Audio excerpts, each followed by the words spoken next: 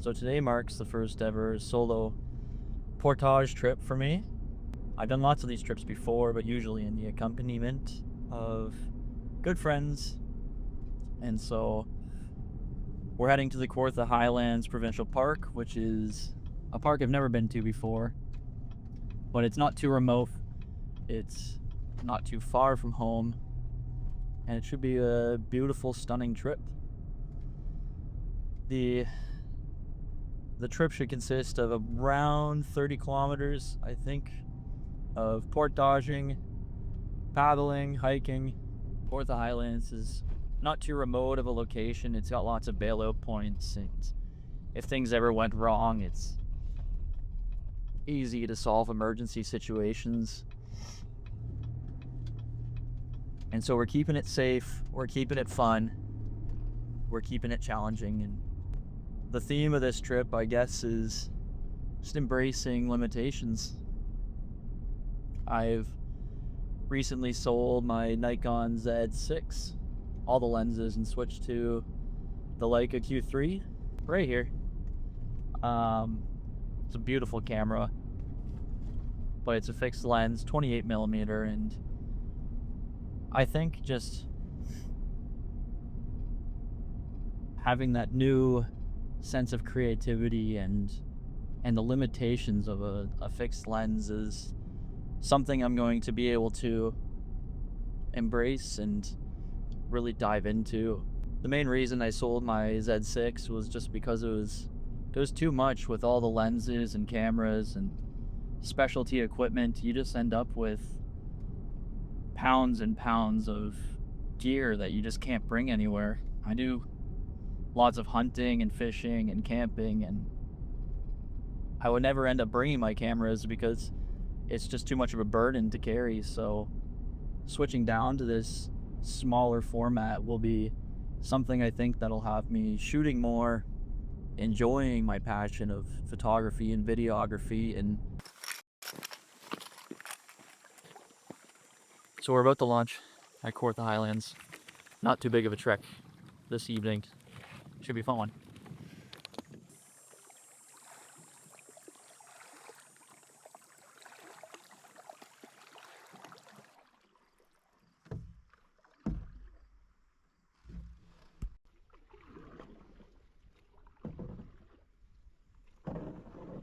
It's 6:30 now, so it took us about an hour. Use this spot, get some water before our first portage, and we should be good to set up camp. Also, the fishing looks so good. I brought the 8-weight fly rod, and hopefully we can crush some bass while we're here.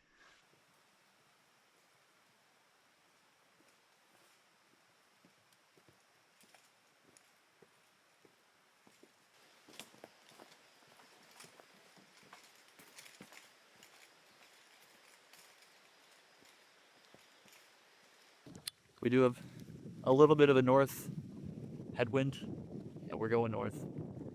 So it's a short one, should be all right. All right, so this is it. We made it to the first camp. Made it here a little bit later than I was hoping to, but should be good. Now it's just time to set up. I really should do that before it gets dark, but I'm also really hungry, so I think it might be food time. Crock-a-clock, baby.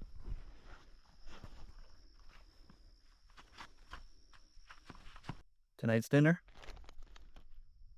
grilled chicken jambalaya. Unfortunately, there's been lots of fires going on in Canada lately, and it's the third bad year. So there is a fire ban going on right now, and that means it's jet boil every night. Dinner has been served.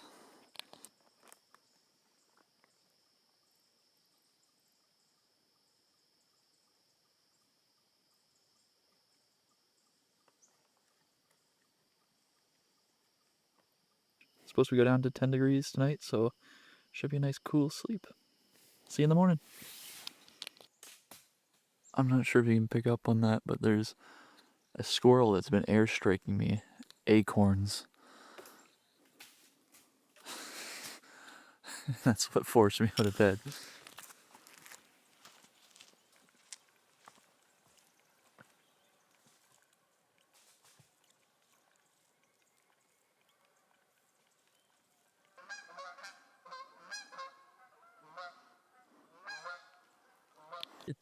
So I plan on sitting here, enjoying my coffee, and then getting after some fish. After that, we'll tear down camp and head out.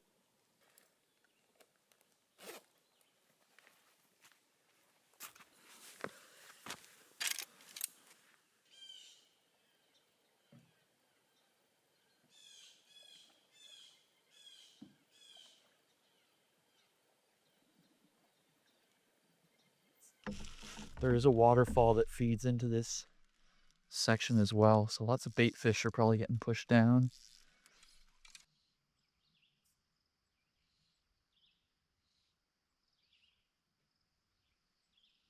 We had 2 fish on, lost them both, jumped, spit the hook. Well, I guess I gotta work on my hook set. Yeah, we'll get one by the end of the trip.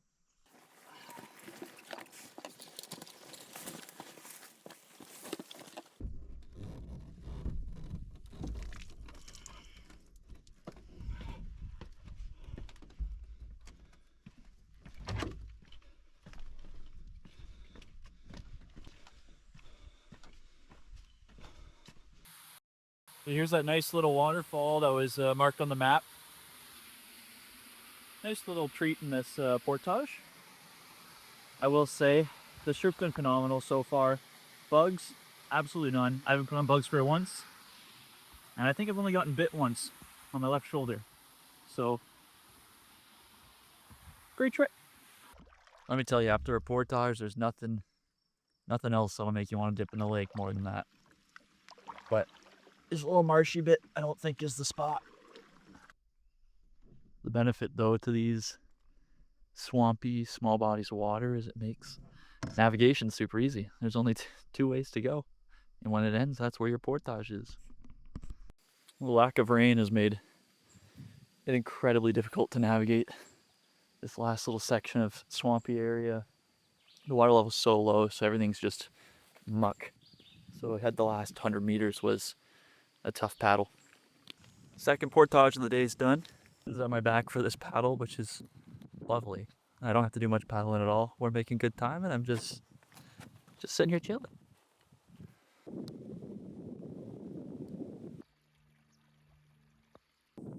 So my issue right now is that this paddle's supposed to be a paddle and not a hike through a swamp. And the entire paddle looks like this.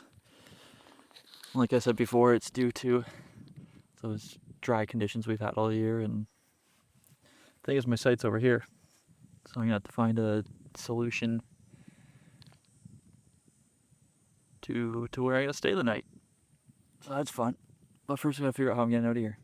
I'm just gonna take a minute here to collect myself, grab some water. It was a rookie mistake of me to think I could try to push through that, but we'll figure out a new game plan after I'm hydrated, wash myself off. Those swamps are full of vegetation that you can stand on, but there's seams there where if you don't notice, you can fall right in. You'll fall right up to your waist or your neck. And that's pretty much what I did. You can see I'm covered in mud because I went for a little mud dip. Not gonna do that again. I'm renaming this section right here Blackfly Swamp, and I'm deeming it innavigable by water.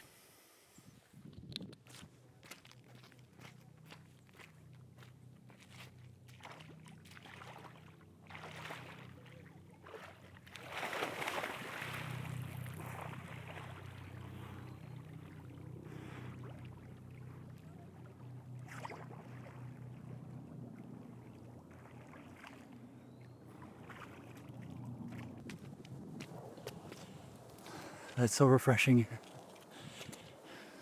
Should I have gone out of the boat? No. Did I? Yep. Alright, so the new game plan. We're here at Site 234 right now. This section, unpassable. So what we're going to have to do is we're going to have to reroute over here, which is going to add another, quite a bit. Got another 200 meter portage, another bit of paddling, another 610 meter portage, bit of paddling, another 440 meter portage, and we should be able to get to our site by the end of the day. Hopefully.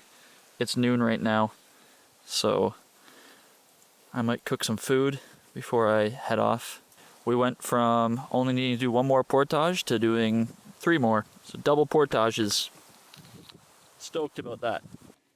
I think it all just eventually dawns on you when you realize how much your situation sucks, and it's fun to laugh at it in the moment, but then doing this first trip by myself, you're stuck with all your thoughts and all the good things, all the amazing moments, like I just saw Bald Eagle. The peace, the calm, the quiet, it's just for you to enjoy, but you don't have anyone to share it with. And then the bad moments when you realize that you were 20 minutes away from your site only to get crappy circumstances and having to do another 2-3 hour portage and trekking. It's just type 3 fun. We're 4/10 of the way of our extra long unplanned portage route. So we're making good progress. 40 minutes so far. So if we're almost halfway, we should actually be done in like 2 hours tops. So a little update so far. So far we've done Anthruster Lake. That's where we camped at the first night. Then we did Copper Lake. A little portage up to there. This last portage I just did got us onto Serpentine Lake. So yeah, almost there. All right, that was the longest portage so far. 618 meters. Which is really making me dread the blackfly. The 1.5 kilometer one I have tomorrow. The good thing though is that every bit of food I eat, the pack gets lighter. The bad thing is the canoe always weighs the same. So right now I'm on Anderson Lake, which is nice considering right over there was the short little paddle that we weren't able to do. So I'm all done all that majority. It's 3:15 now. So just one short 400 meter portage left and we'll be home. We made it. Hallelujah. I'm really hoping maybe we get some wildlife sightings here at this site because it's very, very moose-esque. Just imagine it with me. Little moosey walking in that little marshland over there. Just to say hello to me.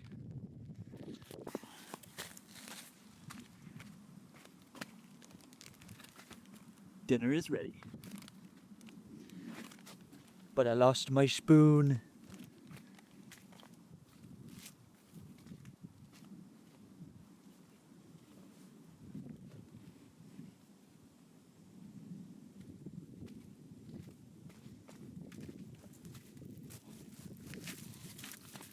Hello, spoon. Pasta. First fish of the trip, baby. On the old reliable woolly bugger. Another one. Let's go. The woolly bugger strikes again. What a beautiful guy.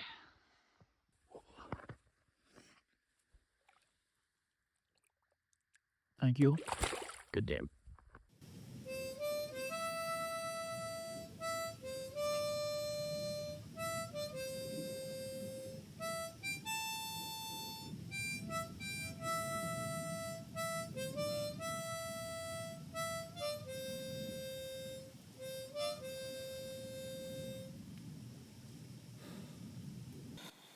Morning.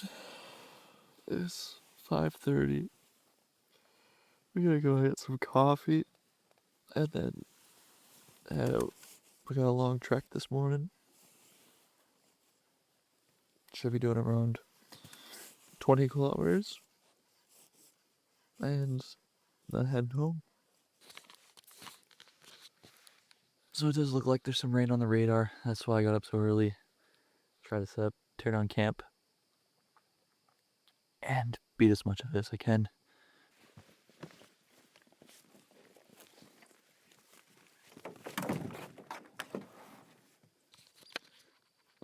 So that's the first paddle done. Rock Lake. We got 5 lakes today. 4 lakes. 4 lakes, 5 portages. And one really long one that I'm dreading so much. Alright, that's the second portage of the day done. Bug on my camera. So far we've done from Rock Lake to Anderson Lake. We're on Serpentine Lake now. Nice long paddle, which should be a good break from this portage. And then the moment we've been dreading.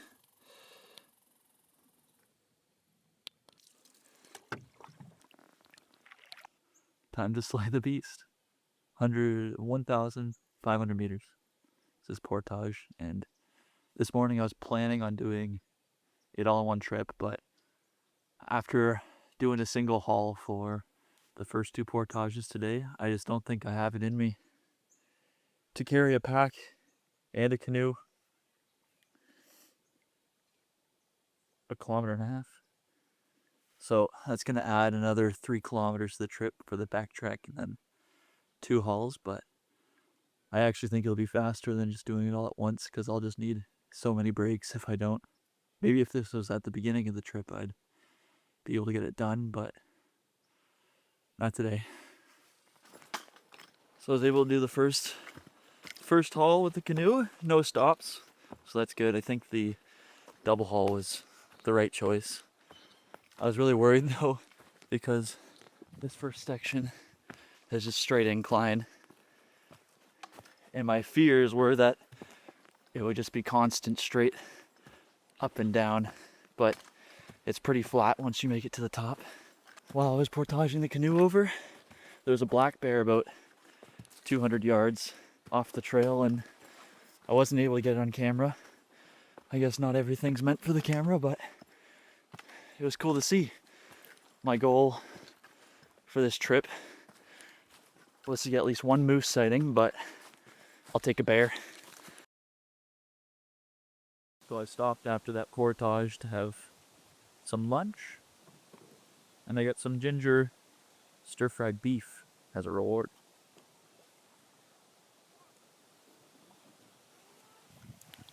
So we've just finished our big monster of a portage. We're on North Rathburn Lake now. So short little paddle, and then 160 meter portage. That should be a treat compared to the last one. I'm almost done the last long paddle, but the headwinds are brutal. You can't really hear them right now because I'm in this little protected bay that I pulled off of for a little nap. But I'm almost there. Well, that's it. That's the end of the trip. It was fun, stunningly beautiful, challenging, had some problem-solving skills, and those last headwinds were really giving me a run for my money. But we made it, and it was great. First solo trip in the bag.